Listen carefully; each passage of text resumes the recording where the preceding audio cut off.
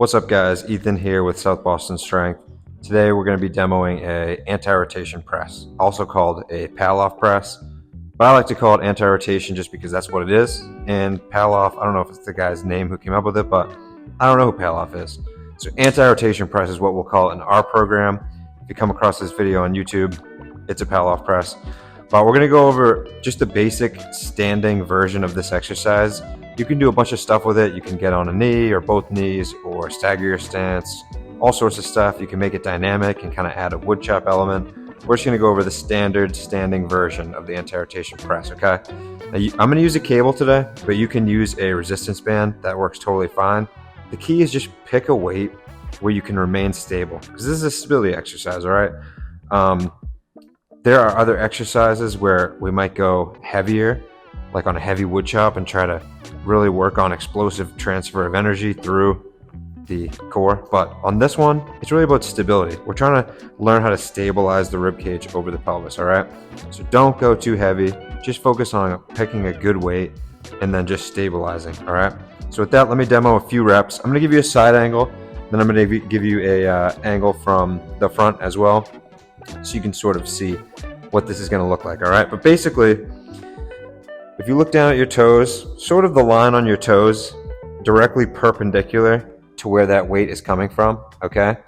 So you're just gonna unrack the weight, take a step out, athletic stance. So like a tennis stance, you know, you're sticking your butt out a little bit, light bend in the knees, feet just outside shoulder width. Just think athletic. You wanna get into a nice athletic stance. Chest up, shoulders back, so good posture, kind of what you think of as just good posture. We just want to feel solid and athletic in this position. We're starting with the weight or the cable handle directly at our sternum. Now from there, I like to really be intentional with the breathing, right?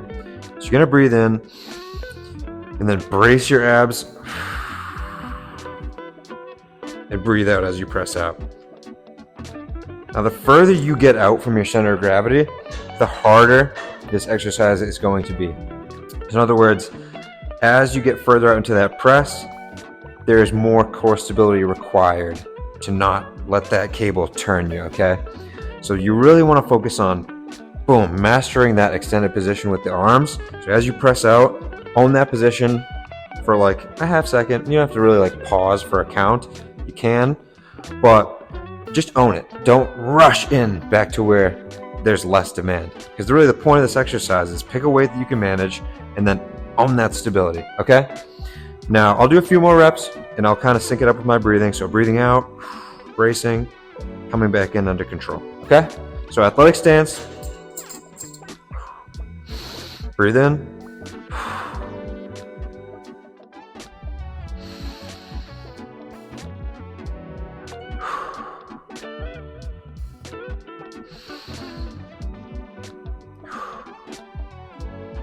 okay. Now let me give you a quick side angle. So I'm actually going to grab this other cable here to make it easier. Now, one of the common mistakes I see with this exercise is, first of all, people go too heavy. Now, going too heavy in most exercises is going to affect your ability to perform it with correct form. So let's bring this up to a nice easy weight. But it's also, they're paying attention so much to the breathing or the bracing that they're kind of not thinking about what their hips are doing. Remember, we're trying to stack the rib cage over the pelvis or the hips, all right? So you want to be balanced 50-50 on each foot. You want to make sure you're not shifting the hips side to side as you press and try to prevent it. Stay solid, stay balanced, 50-50 even. So if there was a mirror in front of you, you want to like look perfectly even. Now you might not have a mirror available, but just focus on it, okay? So I'll show you sort of a common mistake that I see. Let me get you really at a nice angle. So I'm perpendicular, athletic stance. Now people will sort of shift away. Now that's too heavy. If I look down at my feet, I'm turning towards where that resistance is coming from. That might be too heavy if that's happening, all right? Now for me, this is a good weight. So if I really focus on stabilizing and breathing, athletic stance,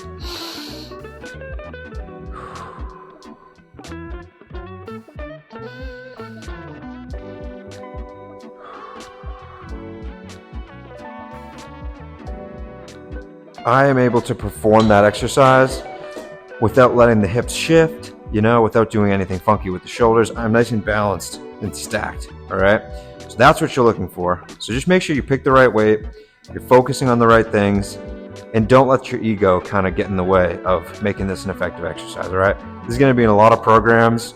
I'm gonna make videos for other variations, but if this is the first variation you come across, it's a great way to sort of learn the basics of this exercise, all right?